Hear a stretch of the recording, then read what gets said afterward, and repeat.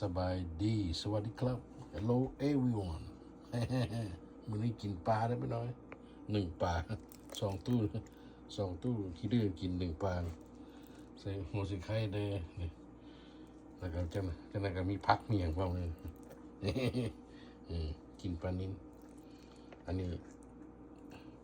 กินแต่ปลาทุกมื้อนี่เป็นยาพี่น้องว่าซะแต่กินบ่ได้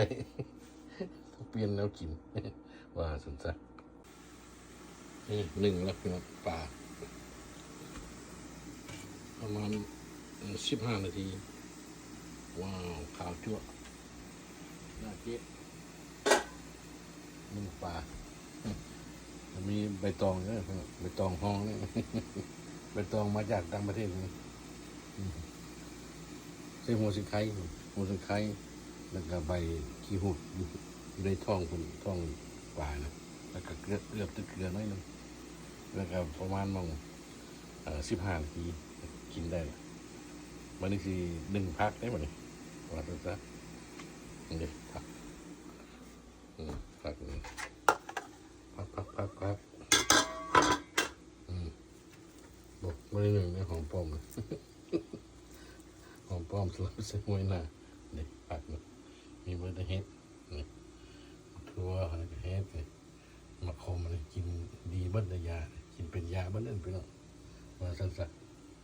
ๆยัมมี่กินเฮ็ดเจียวบอกเล่นอีกเลยพักประมาณ5 นาทีเนาะเพร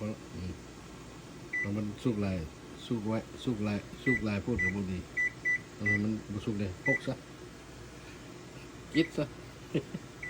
กินทีว่าสักเป็นไงพี่น้อง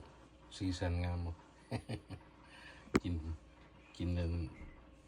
1 ปลาเลยเรียบร้อยเนาะแซ่บ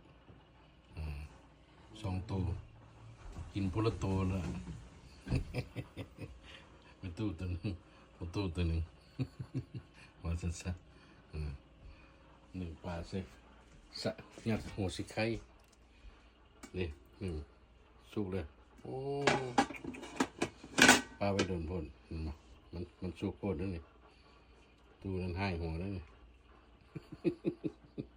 ว่าสักเอายัมมี่